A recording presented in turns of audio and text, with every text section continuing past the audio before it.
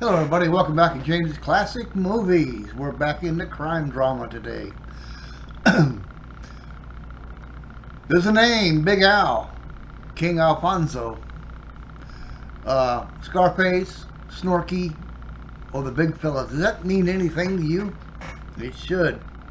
It's the nicknames of one of the biggest and most notorious gangsters in American history, Al Capone. Big Al, affectionately known by his friends, was a Chicago gangster and ran the Chicago mob. Of course, there was Bugsy Malone there as well.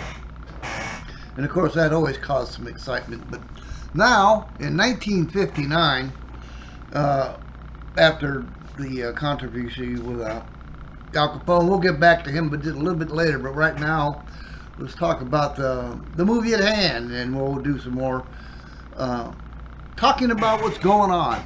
Anyway, in 1959, The Untouchables, starring Robert Stack as Elliot Ness, Bruce Gordon as Frank Nitti, Neville Brand as Al Capone. Also in the TV series was Cliff Robinson, Harry Gaudini, or Dino, Jack Orden, Brian Keith, and Robert Redford made an appearance.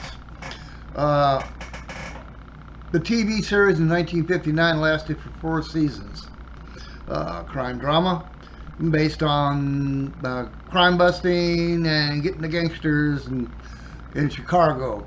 And even today, the name gangsters always sparks a bit of excitement in people, such as the Johnny Depp presentation of Public Enemy #1 as his portrayal as John Dillinger.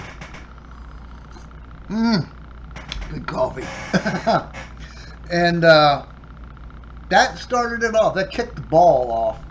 Now in 1987, and directed by Brian De Palma, came out the movie The Untouchables, is our main feature, and starring Kevin Costner, Sean Connery, Andy Georgia, and Robert De Niro.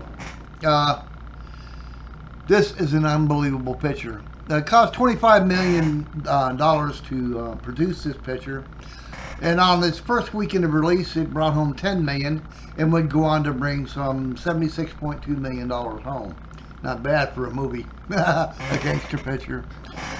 Take a look at this, and then we'll come back and do some more talking. I grew up in a tough neighborhood. Sometimes a reputation follows you. Robert De Niro is Al Capone. There is violence in Chicago, of course, but not by me and not by anybody I employ, and I'll tell you why, because it's not good business. Kevin Costner is Elliot Ness. I have sworn to put this man away with any and all legal means at my disposal, and I will do so. Sean Connery is Jimmy Malone. You want to get Capone? Here's how you get him. He pulls a knife, you pull a gun. He sends one of yours to the hospital, you send one of his to the morgue. That's the Chicago way. You just joined the Treasury Department, son. Everybody knows where the booze is. The problem isn't finding it. Let's do some good! The problem is who wants to cross Capone. Somebody messes with me, I'm gonna mess with him. You carry a badge? Yes? Carry a gun. Get your hands in the air! You're all under arrest. You fellas are untouchable. Is that the thing? No one can get to you? Hey, everybody can be gotten to. All right, then. Drive him to the station. Anything happens, you shoot first. You understand me? Well, I'll tell you one more thing. You got an all-out prize fight, you wait till the fight's over, one guy's left standing, and that's how you know who won. Just tell me, are you being careful? Careful as mice. I want to hurt the man, Malone. I want to start taking the battle to him. I want to hurt Capone. This man can finger Al Capone. This man can put Capone behind bars. Well, what's the matter? Can't you talk with a gun in your mouth? You're not approving your methods. Yeah? Well, you're not from Chicago. I want you to find this Nancy boy, Elliot Ness. I want him dead. I want his family dead.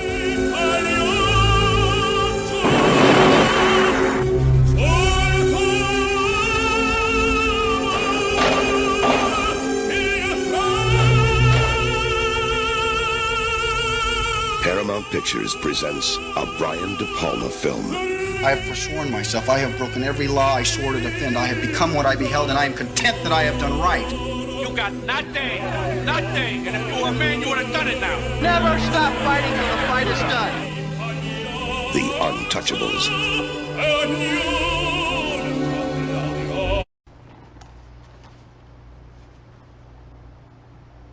This is a movie we just showed you. Pick up a copy. And now, back to our show. Like that? I sure hope you did. Now, there's a lot of big controversy of what really happened between Ness and Capone back in those days.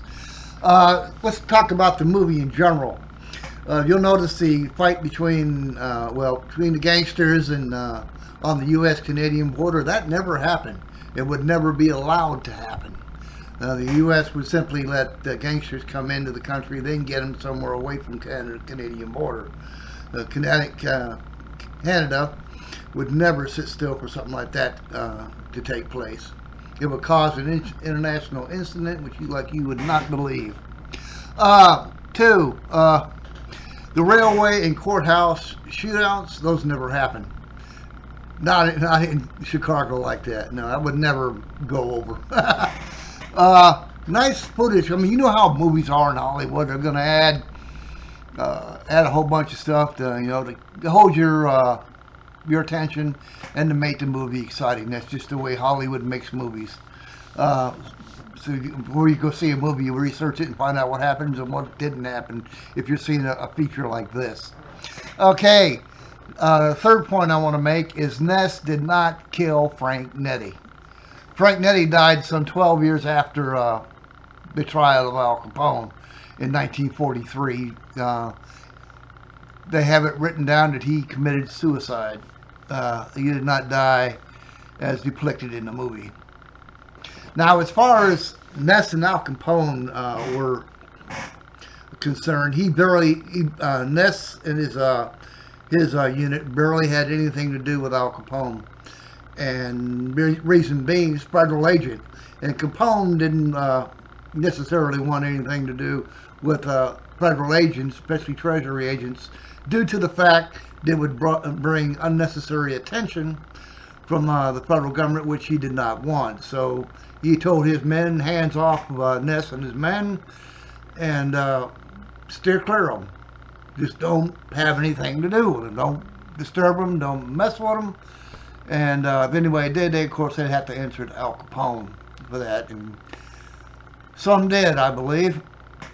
Now, he did try to bribe the unit, with look the other way bribe money like he did the police department. And some parts of the media and so forth, Back in, man, the name of the game was money. Back in the Great Depression in the 30s and 20s and something like that. You better believe people jump on a bandwagon for some extra cash. Didn't matter if you were true blue, wearing a badge, or who you were. I mean, money talks. But that's what I wanted you to know about that. So when you watch this movie, understand it's for entertainment value only, that you see those scenes. And if you're watching a historical film such as this one, do your research. That way you won't be disappointed. Of course, you might be entertained by the extra stuff that they put into these movies. And I'm telling you, this is a great picture. And I hope that you'll add it to your crime movie collection, because it deserves to be there. Until next time, I'm James of James' Classic Movies. You have been watching The Untouchables. Until next time, have a nice day. And happy 4th of July. Hey guys, I almost forgot to bring this little tidbit of information to you.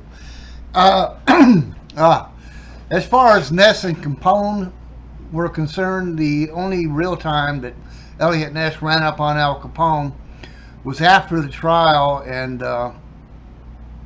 being a federal agent, he was assigned to escort, along with other federal agents, escort Al Capone from the Cook County Jail to the railway station where Capone made his historical trip to Atlanta to start serving his time in the Atlanta Federal Penitentiary. And I wanted to make sure that you were aware of that. and I didn't try to leave anything out of the movie, and of course the historical evidence featuring Elliot Ness and Alfonso Capone. Have a nice day.